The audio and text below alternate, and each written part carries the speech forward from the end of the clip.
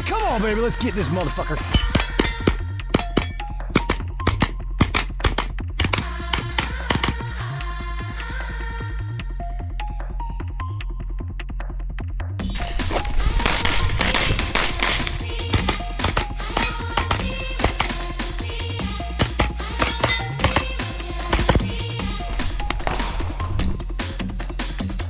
So we just arrived and we're all kind of starting to walk stages a little bit, which you can't really walk stages too much here at the IPSC matches. So we're kind of just peeking from behind the fault lines and just trying to see some angles. The hardest part about this match is just going to be kind of getting used to the rules, but this is the best opportunity that I had to kind of start the year off. I mean, it's only January and I'm already getting a chance to take a crack at an IPSC match with, you know, different rule sets than I'm used to. So this will really help me take a lot of my training and put it into practice and kind of see what I need to fix and get comfortable with before the world shoot. That's one of the hardest parts for me so far, is just trying to get used to the little different nuances. You know, the make ready is a lot different for us. You know, obviously here in the United States, we do a lot of things differently compared to the guys overseas when it comes to the rules. So we have to be more stood up. You know, we're not able to kind of lean into the gun like I normally do. You kind of have to be a little bit more relaxed. So that means on every draw, I probably have to make some kind of movement to get into my normal stance, which isn't really that difficult, but it is something that messes with you if you haven't practiced it or put a lot of time into it. So again, you have to really pay attention to those little details, because those little details really, really matter in matches like this.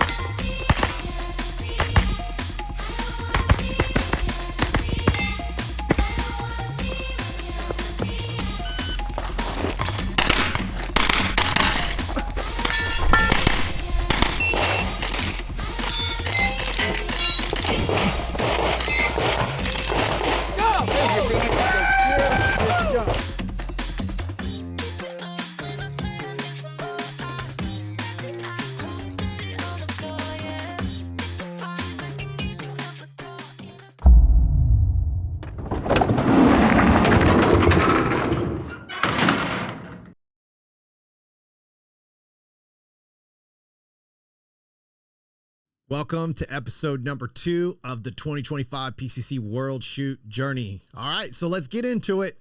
I left you guys with a little bit of a cliffhanger on the last one.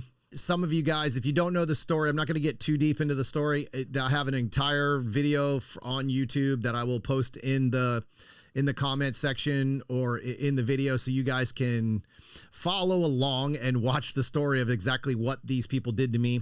But the short story is I had a gentleman file a stalking charge against me, obviously falsely, and had the police come to my house and take my guns. Well, during that time, obviously I'm hot and heavy in the middle of training. We're into the second month. I find out that I'm banned from a local range that I practice at all the time. I shoot every Sunday there, or every 2 or 3 Sundays, whatever it is. It was a club I used to run. I used to shoot there every week. It was a club that I helped build up or keep running a USPSA match there when the original gentleman, Keith, decided to walk away after 15 years of service to running a match. In the last 7 years since I have been shooting this sport, I live in Florida, and I have allowed a group of people to just absolutely ruin my reputation in the state of Florida. I decided a long time ago that I was just going to leave it alone. I wasn't going to fight it. I was just going to walk away. You know, people are going to talk and say whatever they want to say. They're going to believe whatever they want to believe. But the problem is I shouldn't have walked away from the very beginning. I should have fought from the very beginning. I'm a fighter. I don't walk away from people like this. I don't walk away from stuff like this. I just assumed that if I wasn't at your club, you would just let it go. But they never let it go.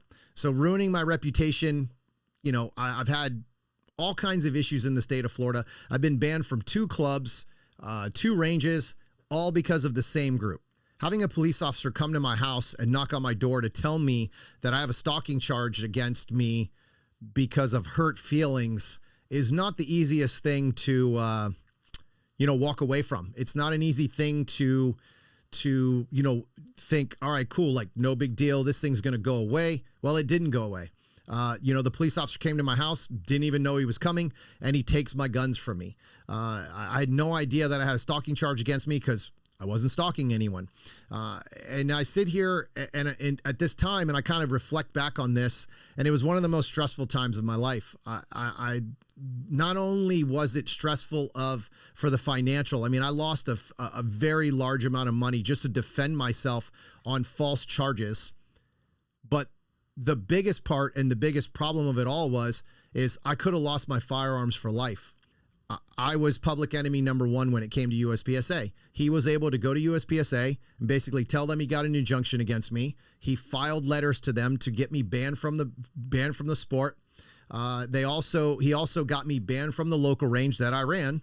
And by doing all of this, my World Shoot slot came under attack. They were going to take my World Shoot slot if I didn't fight back. And I was very fortunate. Well, I guess it's not fortunate, but the way I work, I don't work in feelings, I work in facts. So I have all the evidence, I have all the receipts that I need to show and prove the collusion and how these people work in Florida and how these clubs are ran by dictators. And if you don't bow down and kiss the ring, they immediately go to USPSA and try to take you out. So imagine I've worked actually, let me rephrase that. Now that I think about it, I worked for 7 years to make this PCC World Shoot.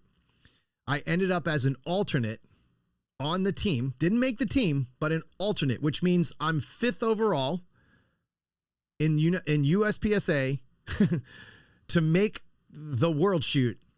I've worked 7 years and they tried to take it away because they don't like me. They don't like my personality. They don't like that they can't control me. And they really don't like that I fight back. So after all the drama and all the shit they put me through, I got immediately back to work the very next day after I picked up my firearms. Let's get after it. Shooting at white targets today. Don't usually shoot at white targets, but obviously getting ready for the World Shoot. It's going to be a white target day. I'm going to start getting used to it. I think I'm going to be seeing a lot of white targets to shoot at during the match. So I've been noticing a lot of my competitors are starting to shoot white targets. So I think it's going to be time for me to start practicing those because I haven't done that very much.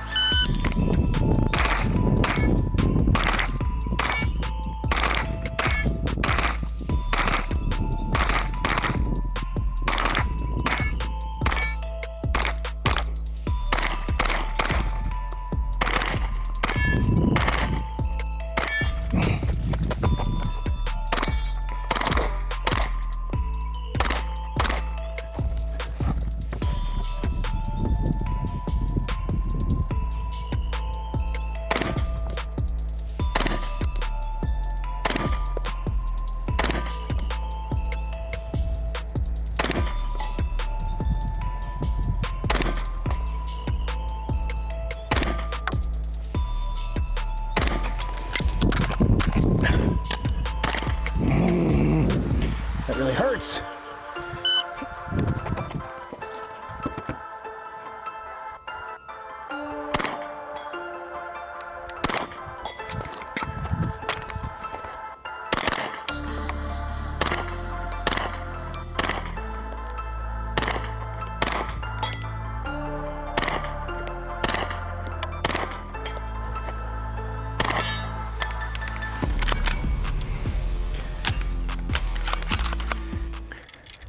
It's never a good sound. Nice little bit of rocks in there from the match this weekend.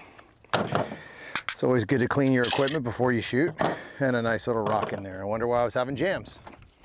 I'm kind of starting to practice off with long distance.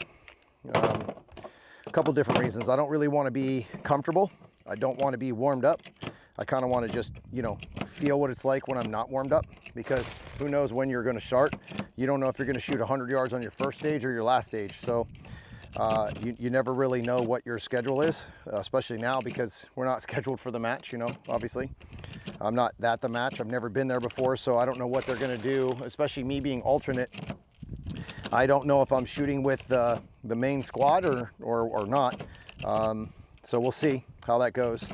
It's kind of interesting how it's going to work, because there's a lot of things I don't know about this match, unfortunately, which sucks because, you know, I'm so comfortable with USPSA. I know exactly what to do, when to do it, how to do it, you know, when to show up, all those different things. This one's kind of a little bit different for me because I've never done an international match. And unfortunately, a lot of the ways that IPSC is ran in the United States, I don't think we follow the rules as stringent. I don't think we're as stringent on the rules as they are. So, you know, obviously we follow the main rules, like, you know, walking stages, the gear, all that stuff. Even that sometimes is questionable. But I just haven't, you know, again, something new to me for sure. It's always interesting when you throw yourself in the waters and, you know, kind of see how it goes. You just kind of throw yourself into the deep end sometimes.